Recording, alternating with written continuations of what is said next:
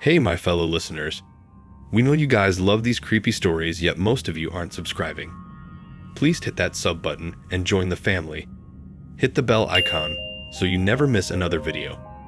You'll also be supporting me. Thank you.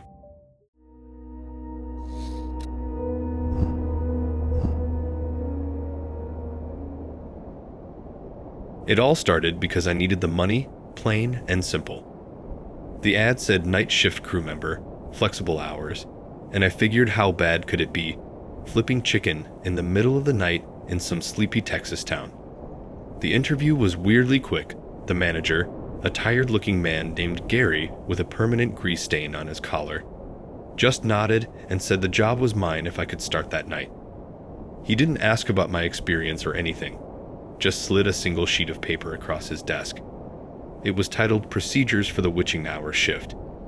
I thought it was a joke, some kind of corporate nonsense about customer service. I was wrong. The first rule was the one that stuck with me, the one Gary made me repeat back to him. You never, under any circumstances, look directly at the dining area windows after 1 a.m. If you see a face, it's already too late. He said it with a completely straight face, his eyes dull and serious. I figured he was just messing with a new guy, trying to scare me. The pay was good enough that I was willing to play along with his little prank. My first shift was a Tuesday. The place was like any other cafe, red and white tiles, the faint smell of 11 herbs and spices permanently baked into the air, posters of happy families eating bargain buckets. It was just me and the assistant manager, a quiet woman named Beverly, who spent most of her time in the small back office doing paperwork. The first few hours were normal. Just a few late-night drive-through customers, people coming off long drives or late shifts, their eyes glazed over, just wanting food. I cleaned the fryers, mopped the floors, did all the usual closing tasks, even though we were open all night. Then the clock hit 1. A change came over Beverly. She stood up from her desk, walked out to the front, and without a word, began systematically turning off every other row of lights in the dining area. The place was plunged into a patchy dimness, with deep pools of shadow gathering in the corners. She then went to the main door and flipped the open sign to closed, even though we were supposed to be a 24-hour location. She saw my confused look and just pointed a finger at the list of rules, now taped to the wall next to the grease trap. Rule number 4. From 1 o'clock a.m. to 4 o'clock a.m., the dining room is closed. All service is drive-through only. Do not acknowledge anyone at the front door. I shrugged it off. Maybe it was a security thing, preventing robberies. It made a kind of sense.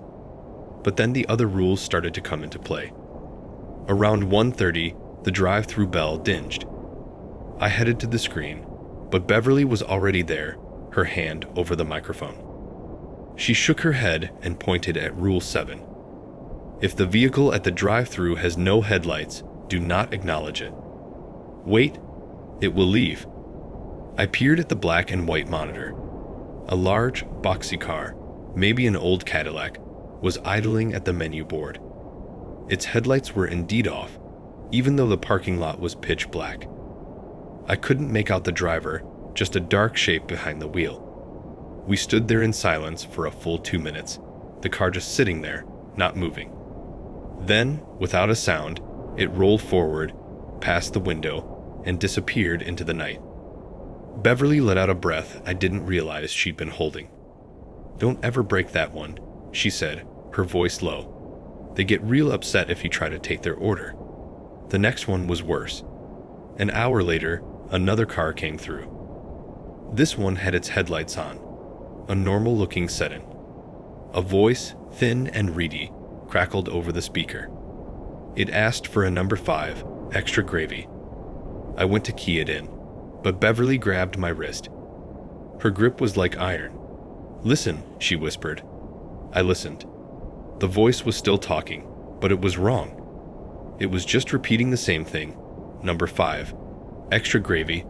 Number 5, extra gravy.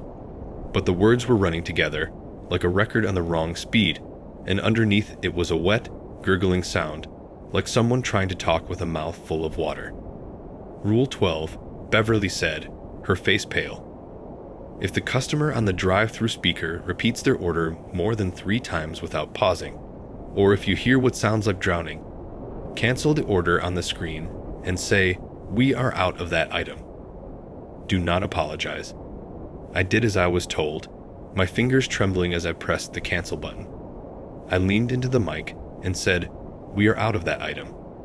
The gurgling repetition stopped instantly. There was a moment of pure silence, and then a long, drawn-out sigh that seemed to suck all the sound out of the air around us. The car then sped off, its tires squealing. I looked at Beverly, my heart hammering against my ribs. "What was that?" I asked. She just shook her head and went back to the office. "You don't want to know. Just follow the rules." The most unsettling rules involve the kitchen itself. Rule 17. If you hear a knock from inside the walk-in freezer, do not open it. Count the knocks. If they come in sets of 3, turn up the radio until it stops. We had an old radio on a shelf, tuned to a static-filled country station. I heard the knocks around 2:45. 3 precise, sharp raps, like someone knocking with a metal knuckle. They came from the heavy door of the freezer. Beverly, from the office, just yelled, "Rule 17." I fumbled with the radio, twisting the volume knob until the twang of a guitar and the static filled the kitchen, drowning out the sound. After a minute, the knock stopped. I felt a cold sweat on my back that had nothing to do with the ambient temperature. The rules were specific, and they were bizarre. We had to leave a single original recipe chicken breast on a specific tray near the back door at exactly 3 AM Rule 22. By 3:05, it would always be gone. We had to mop the floor in a specific pattern, a continuous figure 8 around the tables in the darkened dining room, never breaking the streak of the wet mop. Rule 31. Beverly said it was to prevent tripping hazards, but the way she said it made it sound like a lie. One night, about 2 weeks in, Beverly called in sick. It was just me, alone for the first time on the witching hour shift. Gary, the manager, called me. His voice was tight with a tension I hadn't heard before. "Listen, kid," he said. "Just follow the list. Do everything exactly as it's written. Do not improvise. Do not be a hero. If you have any doubt, lock yourself in the office and don't come out until sunrise." The call did not fill me with confidence. The night started normally enough, the usual slow trickle of drive-through customers, all of them seemingly normal. I turned off the lights, flipped the sign, and tried to ignore the growing knot in my stomach. Then, at 1:30, I saw her. A woman was standing outside the front door, her face pressed against the glass. Her features were blurred and distorted by the reflection of the dim interior lights, but I could see she was wearing a long, old-fashioned dress. I remembered Rule 4.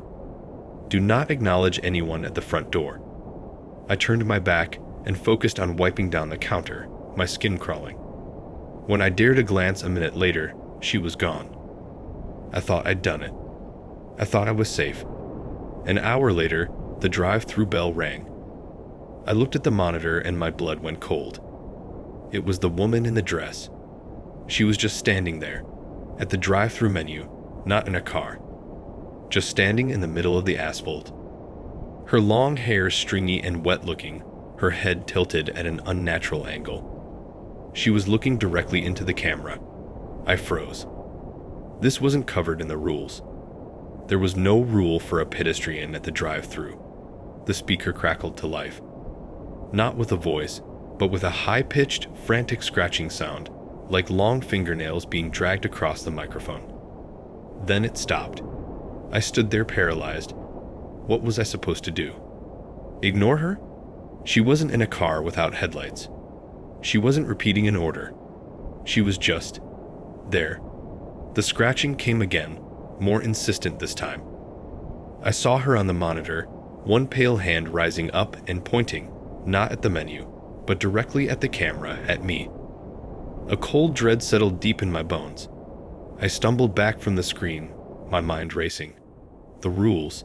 I had to stick to the rules. I decided to treat her like a car without headlights. I would not acknowledge her. I would wait. I stood there, not moving, not making a sound, for what felt like an eternity. The scratching from the speaker continued, rising and falling in a horrible rhythm. Then I heard a new sound. A soft, wet thudding noise coming from the side of the building.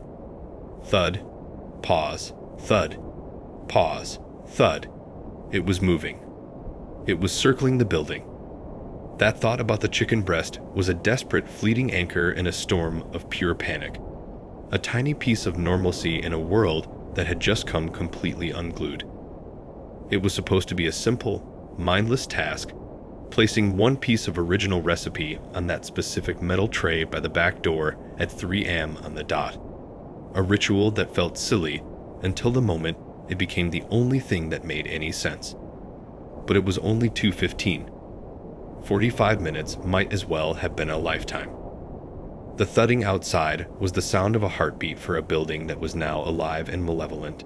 A slow, wet, deliberate sound of something heavy and wrong being dragged, or maybe even inching its way along the exterior wall. The sound was a physical pressure in my ears, a deep resonance that made my teeth ache. Each thud was followed by a slight pause, a silence that was filled with the awful anticipation of the next one. And in that pause, I could just make out the faint, frantic scratching from the drive-through speaker, a sound like insects trying to burrow their way out of a sealed coffin. The thudding completed its circuit, moving from the side of the building back towards the front. And that's when my training, my common sense, every instinct of self-preservation I possessed, just shattered.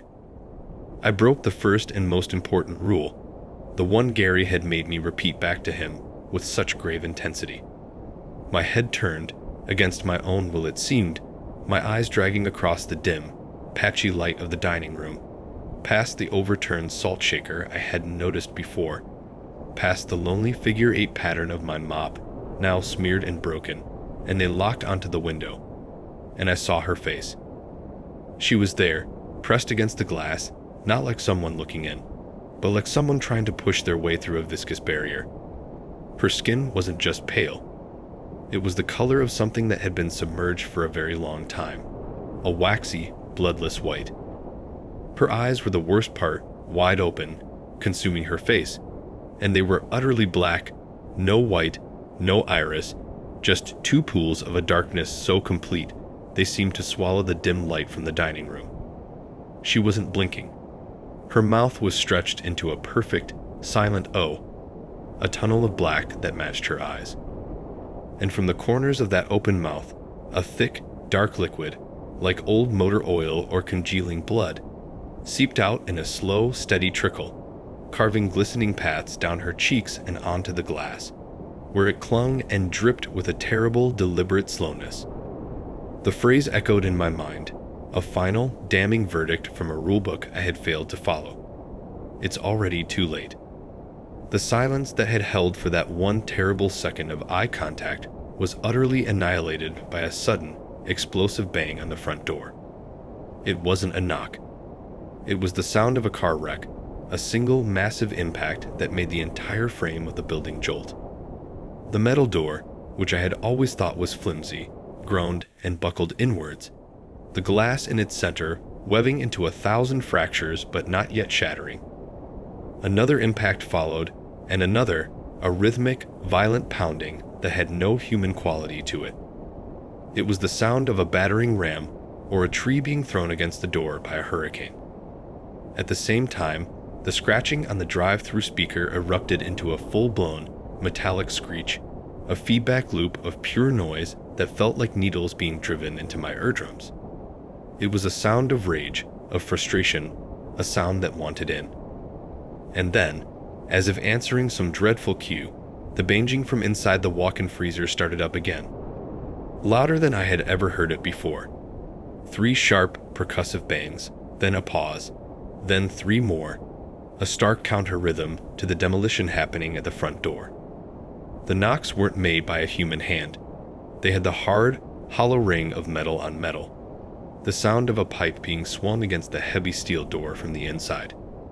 The entire building was a cacophony of assault, a symphony of madness conducted by the thing at the window. The air grew thick and cold, a chill that had nothing to do with the air conditioning, a cold that seeped up from the tile floor and leached the warmth from my body.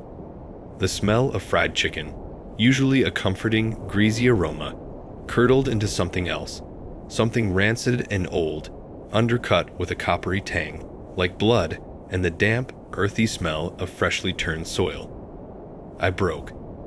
The last thread of my composure snapped. I turned from the window, from the sight of that face and the buckling door, and I ran for the office. My legs felt like water, my coordination gone. The 20 feet to the office door felt like a mile. I fumbled in my pocket for the key, a single brass key on a ring that held nothing else. My hands were shaking so violently that the keys jangled like a tambourine. A tiny, pathetic sound against the orchestra of destruction surrounding me. I dropped them. The clatter on the tile was deafening. I fell to my knees, my fingers scrambling, slick with sweat, across the grimy floor until they closed around the cold metal. Getting the key into the lock was a nightmare of coordination. I missed the hole twice, the metal scraping against the brass plate with a sound that set my teeth on edge. Finally, on the third try, it slid home. I turned it, the bolt sliding back with a heavy, solid thunk that was the most beautiful sound I had ever heard. I shoved the door open, fell inside, and slammed it shut behind me, throwing my weight against it as I turned the deadbolt. The moment the lock engaged, the world outside the thin wooden door seemed to intensify. The sounds became more focused, more personal. The banging on the front door was now joined by a new sound, a scraping, like long, hard fingernails being dragged down the length of the office door, searching for a weakness. The screeching from the drive-through speaker was a constant, high-pitched wail that felt like it was drilling directly into my brain. The freezer knocks were so loud now, they seemed to be coming from right outside the office. I scrambled away from the door, crawling on my hands and knees until my back hit the far wall. Beneath the room's only window, a small, grimy pane of glass that looked out into the fenced-in area where the dumpsters were. I pulled my knees to my chest, wrapped my arms over my head, and pressed my hands hard against my ears, trying to block it out. But I couldn't. The sounds were not just auditory. They were physical vibrations in the floor and the air. I could feel the thuds in my spine. I squeezed my eyes shut, trying to wish myself somewhere else, anywhere else. I have no idea how long I stayed like that, curled into a tight ball of pure terror. Time lost all meaning. It could have been 10 minutes or 2 hours. The assault was relentless, a storm of noise and fury that seemed to have no end. And then, it stopped. It didn't fade away or taper off. It just ceased, all at once, as if a switch had been thrown. The banging, the scratching, the screeching, the knocking, all of it vanished, leaving behind a silence that was somehow louder and more terrifying than the noise had been. This was a thick, heavy, suffocating silence. It was a listening silence. It felt like the entire world was holding its breath, waiting for me to make a sound. I didn't move. I barely breathed. I stayed there, curled on the floor, for what felt like an eternity, listening to the frantic hammering of my own heart. The only thing that finally broke the spell was the slow, gradual lightening of the room. A pale gray glow began to filter through the dirty office window, the first hint of the Texas dawn. The darkness outside softened from pitch black to a deep blue, and then to a washed-out gray. The silence remained, but it felt less oppressive, less watchful. The sun was coming up. With a stiffness that felt like my joints had rusted solid, I slowly, carefully, uncurled myself. Every movement was agonizingly slow, terrified of making a sound. I got to my feet, my legs protesting, my body aching as if I had been in a physical fight. I stood there for a long minute, just listening. Nothing. I took a deep, shuddering breath and reached for the doorknob. My hand was still trembling. I turned the deadbolt, the click echoing in the profound quiet. I pulled the door open just a crack and peered out. The main area of the restaurant was a war zone. Chairs were not just overturned but flung into corners, some of them broken. Menus and napkins were scattered everywhere like confetti after a riot.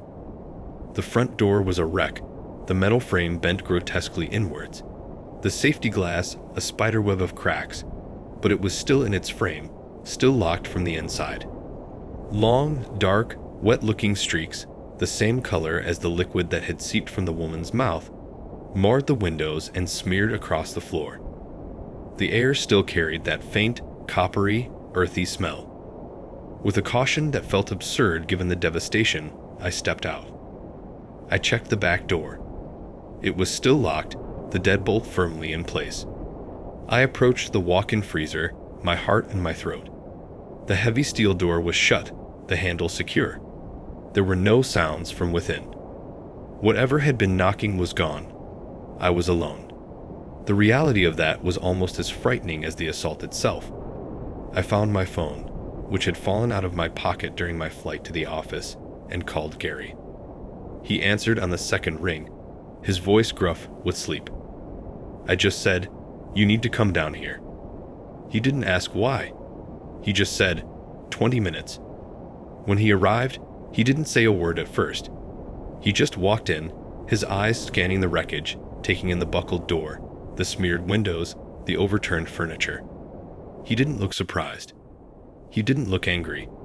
He just looked profoundly, deeply tired, as if the weight of this place had settled on his shoulders years ago and was slowly crushing him.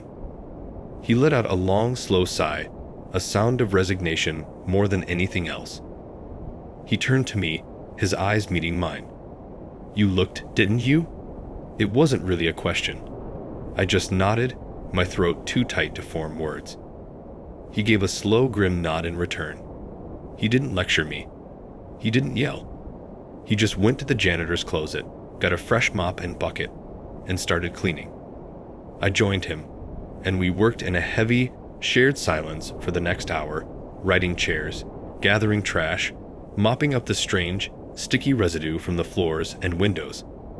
When we were done, the place almost looked normal again, except for the ruined front door. He led me out back into the employee smoking area, a small, fenced-in square of asphalt behind the dumpsters. The early morning Texas sun was already hot, burning away the last of the night's chill and the lingering dread inside me. It felt good on my skin, real and clean. He offered me a cigarette from a crumpled pack. I took it, my hands finally steady enough to light it. We stood there for a moment, smoking in silence. "You quit?" He finally asked, his voice flat. I told him I wasn't sure. I was still trying to process the fact that the sun was up, and I was still alive. He nodded, taking a long drag. Most do, after their first real encounter. He stared at the back wall of the restaurant, his eyes distant. "The rules aren't a joke," he said, as if I needed any more convincing. "They aren't for security, not in the way you think. They're a shield, a set of instructions. This place," he said, gesturing with his cigarette towards the building, "it's built on a thin spot. Some places just are. Things bleed through from the other side, especially at night. The rules are what keep them calm, what keep them fed, what keep them from noticing us too much." He took a final drag and crushed the butt under his heel. "Last guy who didn't follow the rules," he said, his voice dropping even lower. He got curious. He thought he could talk to them, reason with them. "He's the one who knocks in the freezer." He looked at me, and for the first time, I saw a flicker of something like pity in his eyes. I didn't go back. I called him later that day and told him I was done. He said he understood. I went in the following week, during the bright, safe daylight hours, to collect my last paycheck. The front door had been replaced. The place was bustling with the lunch crowd, smelling of grease and popcorn chicken, looking utterly, deceptively normal. I never set foot in that cafe again. But sometimes, when I'm driving late at night on some long, empty Texas highway, and I see those familiar red and white stripes glowing in the darkness like a beacon, I can't help but wonder about the poor soul inside, The one mopping the floor in a continuous, unbroken figure 8. The one leaving out a single piece of chicken on a tray at exactly 3 am. The one listening, always listening, for a knock, or a scratch, or a voice that sounds like it's drowning. The rules are there for a reason. You should always follow the rules.